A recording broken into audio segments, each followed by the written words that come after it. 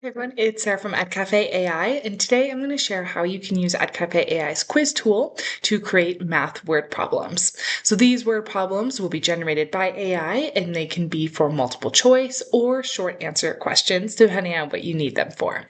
So let's go ahead and try to create one. In our Create New, we can click on Quiz and add in your topic. For today's example, we'll do ratios and proportions, but feel free to change this up for what you need for your classroom. Then select your question type. I just like to do a mixed, and you can also select the number of questions. In our additional instructions, this is where we'll add in that we want to create word problems.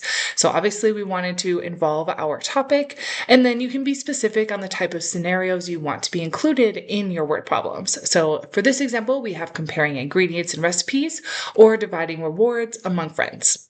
So then we can go ahead and generate our quiz and take a look at these word problems that are generated. So our first question here has an example for a recipe, has our word problem, our answer choices, and then we also have some short answer questions here at the end. So you can always decide which one you prefer, then give it a save and share it with your students.